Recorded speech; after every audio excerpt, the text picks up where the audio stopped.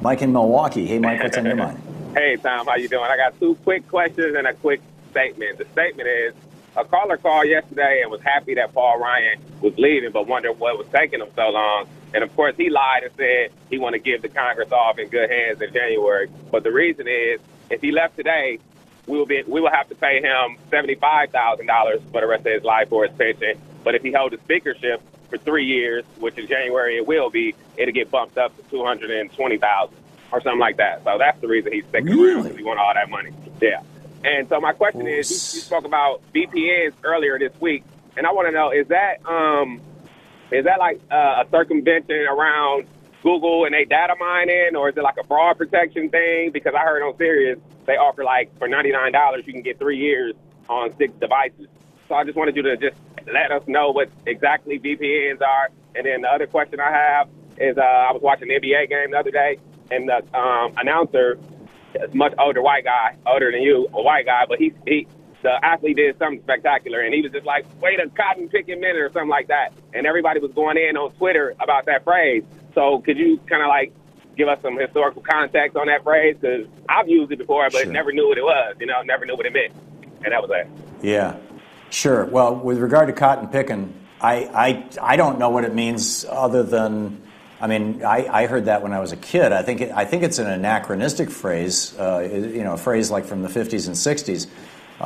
But it's not inconceivable. I grew up white in a white community, so and in rural Michigan, I heard it.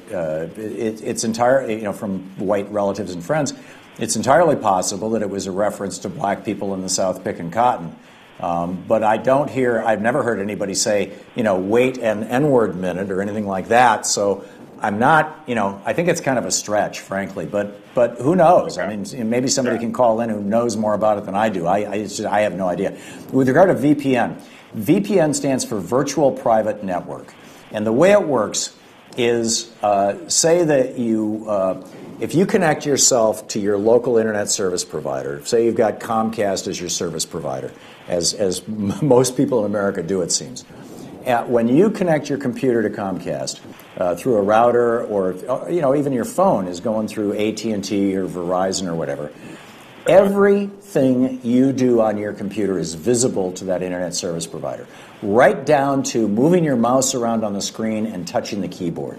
Literally everything you do, every keyword, every password you type in, even if you think it's encrypted, every transaction with your bank, every email you send or receive, every text message or every private message that you send or receive, all of it is 100% transparently visible to your internet service provider.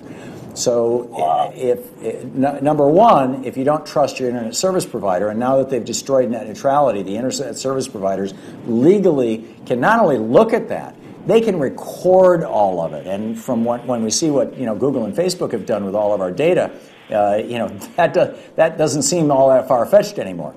So number one. And number two, it then passes through that internet service provider's network to get to the other end, and all those relay stations in between, all those backbone providers, which are other internet service providers, people that you've never heard of because they only do basically kind of wholesale internet, the L4s of the world, these big companies that run the giant backbones, they can see everything that's going on as well.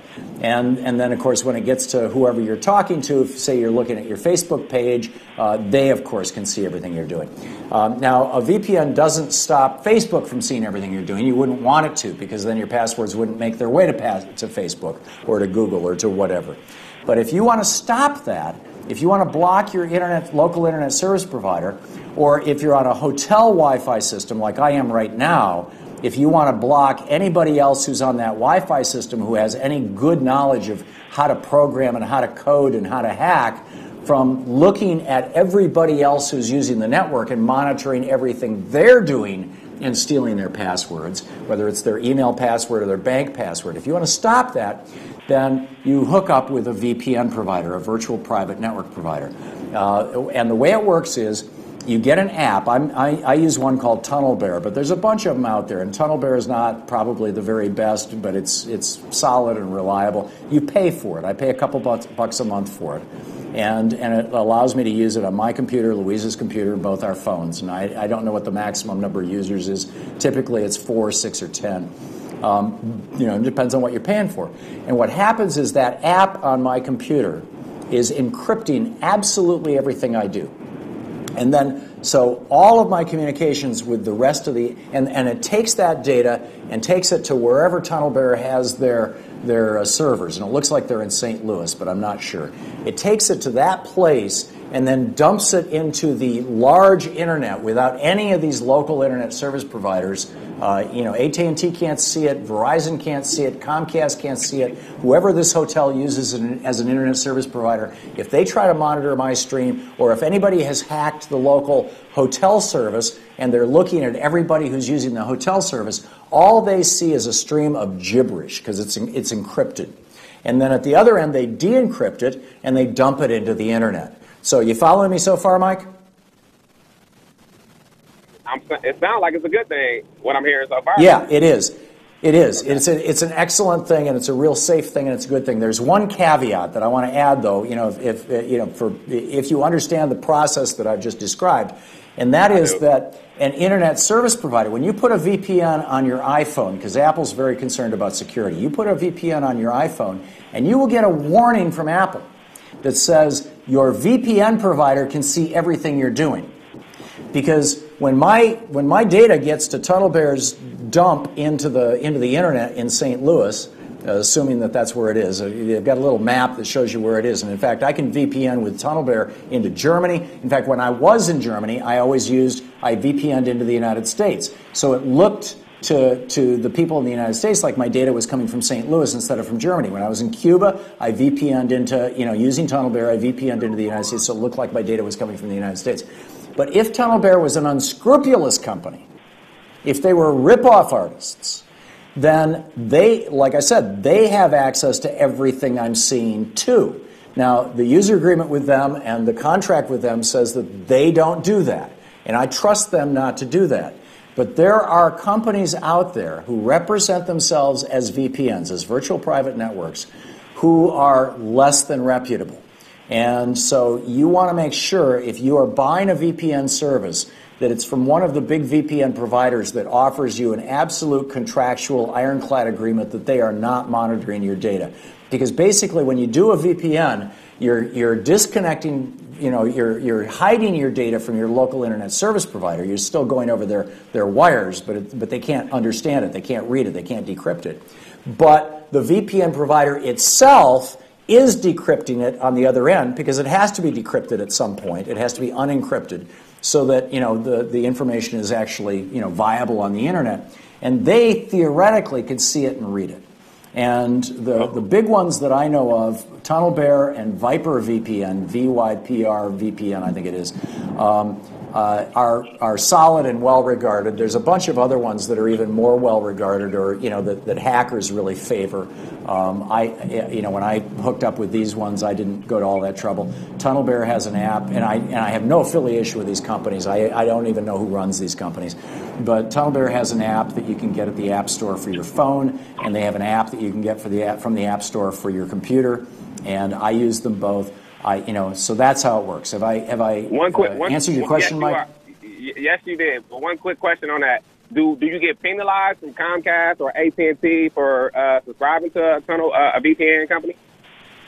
That is a great question, and yeah, I noticed back a couple of years ago that, and at the time I was using Viper VPN. And I mentioned that because they have a feature here.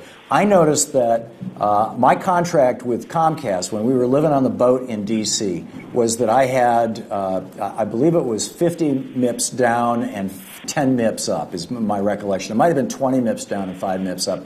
But whenever I used my VPN, they throttled me at 5 MIPS down, 5 megabits per second, and which is against the terms of the service.